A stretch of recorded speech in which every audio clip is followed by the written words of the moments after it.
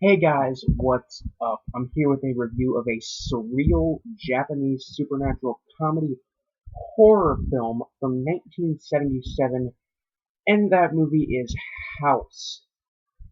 Um, this film is about seven girls on their summer vacation, and they take a trip to a house where one of the girls' aunts lives, and the house is haunted and it wants to eat them.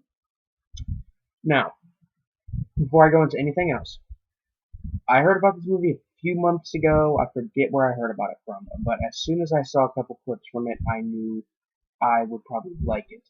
I had some doubts because it looked like a kind of a cool, original, enjoyable twist on a classic um, kind of simple plot of horror films.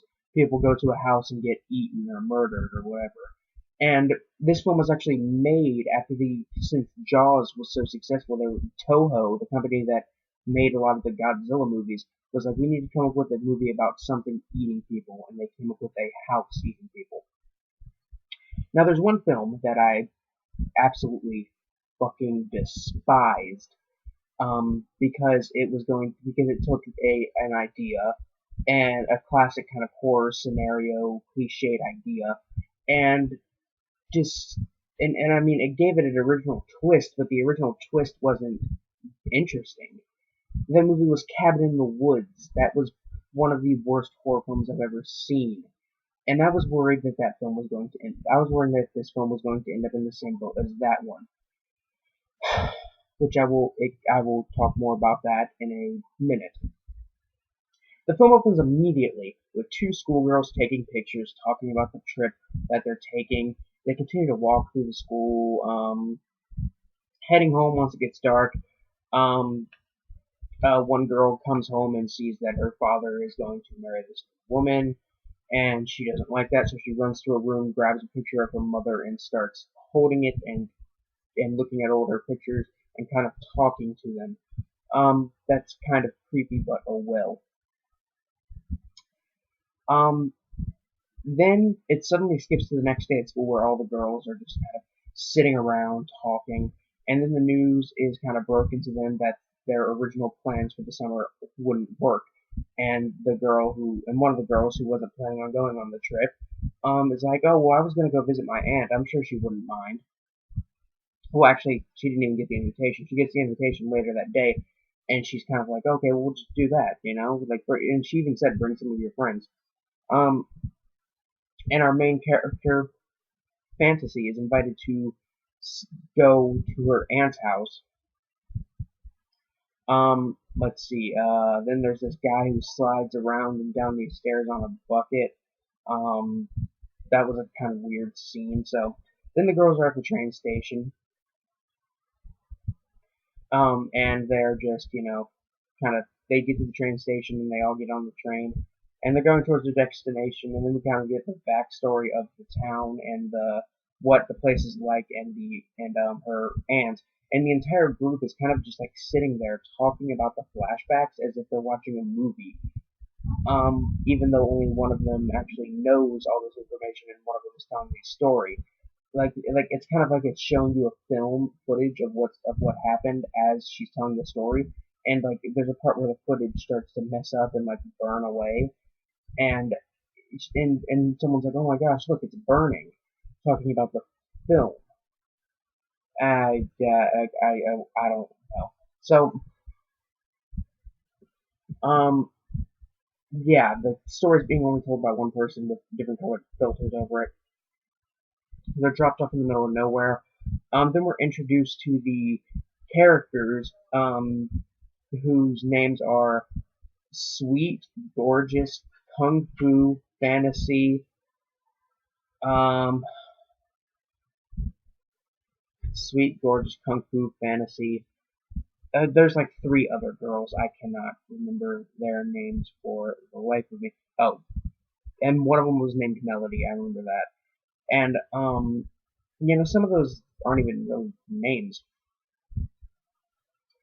So the group meet this kind of fat, like, watermelon vendor who points out the house to them, and apparently he's like the only person in the town because he's the only person you see in the town besides Fantasy's aunt.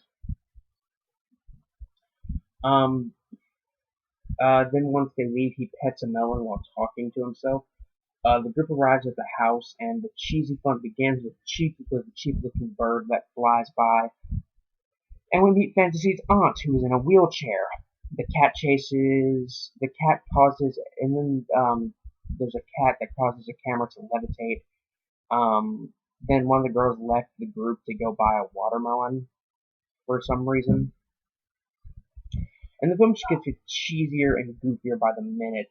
Um, with but by the second, with skeletons in the closet, literally. And I mean, I could seriously not write anymore because I was so just enjoying the movie. Um, I stopped here, but I will say a couple more things about the movie. Japanese girls, naked Japanese girls, swimming in vomit blood from a painting of a cat, killer firewood, and a man eating piano, and much more. House is probably one of the best films I've seen from the Criterion Collection. Yes, Criterion Collection distributes this film, which is weird because they usually distribute films like Fear and Loathing in Las Vegas, Antichrist, uh, Dazed and Confused. I mean, out of all the films I've seen that they've produced, this is another one that's really good. Although then again, a lot of the films that I've seen that they've put out, I thought were really good, but this is a really good one as well. Um, this is the exact opposite of what you'd usually see from Criterion Collection. Um, really, the writing and acting in this film is bad. Um, and this movie is probably one of the weirdest horror films. Weirdest horror films of the 70s I've probably ever seen. And the writing, acting, backgrounds are just so bad, and the effects are really cheesy and unrealistic. Which apparently that was actually done on purpose. I don't really know why, but 70s movies just deal with it. Um, and really, I don't care why. Uh, it's like the 70s kind of supernatural, less gory version of Tokyo Gore where it's just really kind of ridiculous. Less gore, a lot more laughs, and really, I mean, if there's any bad movie or cheesy movie I could suggest to just about everybody, it would probably be this film. I mean, I have almost nothing negative to say about this film other than the music. Some of the music isn't that good. Some of it gets kind of annoying. The rest of the music is actually very, very, very good. The lighting, camera work, and really everything about this movie is good. Except for the effects, obviously, and the acting, and the writing, and the backgrounds. Uh, Also, it has this kind of very cool, fast, kind of this really very fast, surreal, and cartoonish visual style to it. I can't really explain it. You have to see the film yourself to understand what I'm talking about, and it really fits the whole film. On the gore meter from 1 to 10, 1 being something like The Corpse Grinders and 10 being something like Brain Dead, this movie's maybe a 3 or 4. It isn't too violent because even though you do see a lot of like severed, like dismembered corpses, but it's done in such a cheesy fashion that I could show it to a kid and they probably wouldn't even get scared. Um, House is a phantasmagoria of cheese, blood, and laughs, and surrealness. It's a really cool trip of a horror film. Must be seen to be believed, honestly. Uh, Even for the Japanese, this is a pretty weird, and that's really saying something. This movie is like the surreal kind of feel that Eraserhead has, combined with the humor and cheese of Evil Dead 2 on the set of House on Haunted Hill. It is such a great, great, great movie, and I can suggest it to just about anybody. I mean, it's not, it's not like 100% like, oh, this is a film everybody can watch, because there is some nudity there, and there is a small bit of violence that people might not like. But either way, I could probably suggest this to anybody that's okay with watching a Japanese film with subtitles. I don't know if there's a dubbed version out there or not, so yeah. I watched this one online. I'm definitely gonna have to pick it up. I'm definitely gonna have to buy this one from Criterion. This is another film that I'm gonna have to pick up from them, along with many other films that they distribute. Anyway, guys, 5 out of 5 stars. I'm Biscuit Boo 69, signing off. Peace.